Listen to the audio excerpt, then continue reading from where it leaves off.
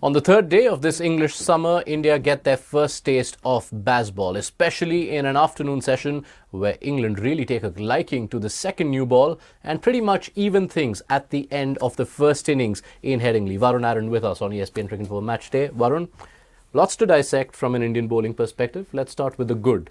And good feels like a grave injustice to the genius of Jasprit Bumrah. I mean, Jasprit Bumrah, genius would be an understatement because he's passed Wasim Akram with the number of wickets in Sena countries. That says everything for me because Wasim Akram was an absolute genius with the ball. I think the best fast bowler to walk the face of the earth, could do anything with the ball, could bring it out, could bring it in, reverse swing, bouncer, yorker, name it. He had all the tricks up his sleeve, and Bumrah's pretty much the same, if not better, because he's done it in a far fewer innings than Wasim Akram. Wasim Akram had a long career. Bumrah, we still have about 4-5 years of Bumrah left, at least 4-5 years. And I feel Bumrah, the way he's gone about this innings as such, a lot of catches dropped off his bowling. That could have disheartened even the best bowlers, but he was not disheartened at all. I feel Bumrah just took it up a notch, made sure India got a small lead, but a lead of 6 runs, and got his fifer as well. Yeah, it's a fifer, and you'd imagine it could be so much more with all those drop chances. I think 4 of the drop catches were of Bumrah's bowling. Creates records every time he bowls pretty much. Now has 12 fifers away from home in tests. Joint highest for India in their test history alongside Kapil Dev with a fair less amount of games played. It almost feels unfair to compare anyone in the world with Jasprit Bumrah. But on the day, what was it that the other bowlers could have done that Jasprit Bumrah was doing? You know what, see, Jasprit Bumrah, the way he bowls almost makes everybody around him look far less than what he is. Because, look, we have to understand, first of all, he's got a very sound mind. And what's in between your 2 ears dictates exactly what you're going to do on the cricket field. But to back that up, he's got a lot of skills, and his whole physiology is suited to extract, even if there's a little bit in the wicket, to extract everything out of it. A lot of hyperextension in his bowling arm, gets that extra zip, and if there's anything in the wicket, Bumrah is somebody who can extract it. As we've seen throughout the test match, I think his deviation off the wicket is far greater than any of the bowlers from both teams or his team, and he keeps it there and thereabouts at all times. I personally felt maybe his in-swing was not as effective as it generally is throughout the test match. He got his last 2 wickets with in-swing, but if you see throughout the day today and even yesterday, most of his in-swing deliveries were going down the leg, which you don't see Jasprit Bumrah do. His outswing was very effective, and that just shows how great a bowler he is. And that's one of the biggest things in fast bowling, to understand that every day you're not going to bowl your best, but you have to make most of what you're doing the best on that day, and Bumrah did it better than anybody else. So you had greatness on one end, and it was a real grind on the other end as far as the other Indian seamers were concerned. Siraj and Prasidh, between them, 5 for 250 in 47 overs. 2 very different storylines in terms of experience and how much test cricket they have behind them. How do you assess the way things went for Siraj and Prasidh? Look, to start off with Siraj, I feel his first spell, the 3 overs for 24, I think he went wicket hunting there, tried to be too eager. Overhead conditions were suiting fast bowling. Bumrah he was started off as good as he ever does, and Siraj thought, okay, I'm just going to blow away England. That obviously didn't happen. In Test cricket, sometimes you just have to settle into a good rhythm and hit a good length, and the wickets follow automatically. He leaked a few runs, and then after he came back after that first spell, I thought he looked like a very good bowler. He bowled really well, got Stokes out, very big wicket in the context of the game, and he was bowling well, leaked a few runs towards the end. That can happen sometimes when you underestimate the tail enders as such. Prasidh Krishna, on the other hand, was short throughout the game.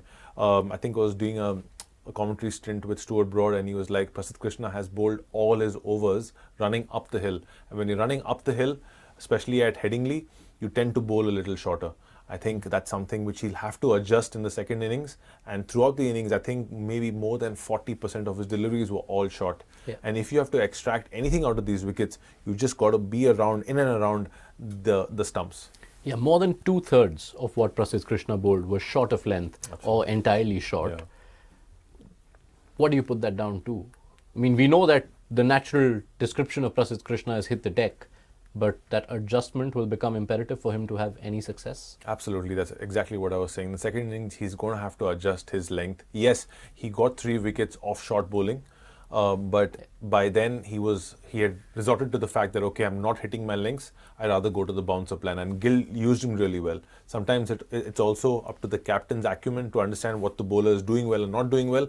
Gill understood that, okay, he's not hitting his lengths whenever he's trying to bowl up. It's either too full or too short. Might as well get him to bowl a short bouncer plan, and they stuck to that. Got 3 very important wickets, but then again, he cannot resort to a short ball plan from the word go. He's going to have to hit his lengths, and then maybe towards the back end, do that as plan B, go to the short stuff.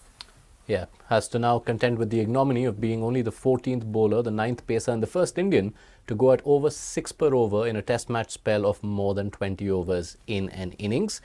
This is a new Indian side, but they keep one tradition going, Varun, leaking runs to the last few wickets.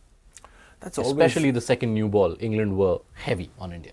that's one of those things, that could boil down to so many different things. Could be over-reliance on Bumrah, one.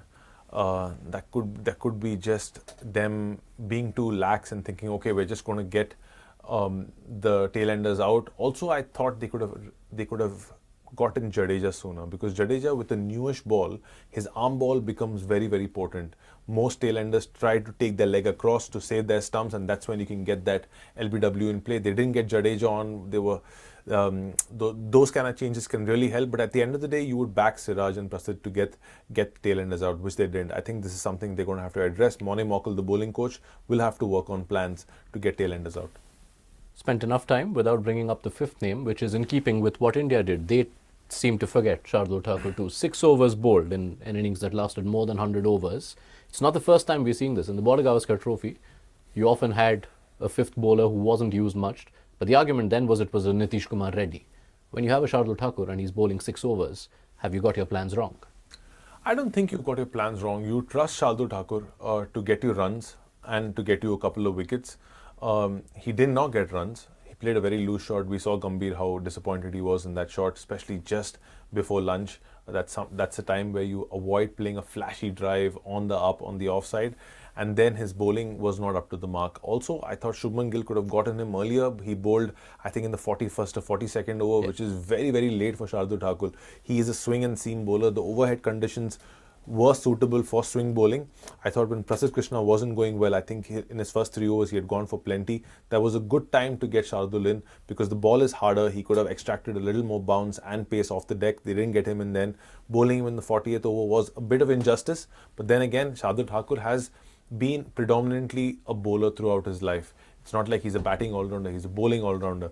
So he should have backed himself to bowl better. He did not bowl that well, and that's the fact. He would be disappointed in himself, and come second innings, get him in slightly earlier and get him to attack the wicket a little harder and bowl into the deck. I thought he was just too floaty. Yeah, we will wait to see what kind of a bowling role he has in the second innings, but just based on what we've seen in this first essay, India could already be facing a question which is a bit of a dilemma. Are a handful of overs plus potential cameos with the bat enough to dislodge, say, a Kuldeep on a surface which is showing us signs of having something in it for spin? But you're going to have to see what pace it's turning at, because Kuldeep, at the end of the day, yes, he can get you wickets, but then he's not going to give you anything with the bat. And you might need that Jadeja, you might need that Shardul, you never know. The game's not done yet, and India are going to have to bat really deep in the second innings if they want to secure a win. We know how England are going to play in that final innings, and India are going to have to put up max runs on the board to make sure this is either a victory or a draw. So I think this is a conversation worth having at the end of the test match, because nobody knows what's going to happen in the second innings. See a big role for Ravindra Jadeja. The ball was already doing a bit for him. He didn't get a wicket, but he was the bowler with the most control so far, both the first innings put together. For sure. I thought Jadeja also, again, was a bit expensive at the start, but then he really pulled it back really well, bowled good lengths.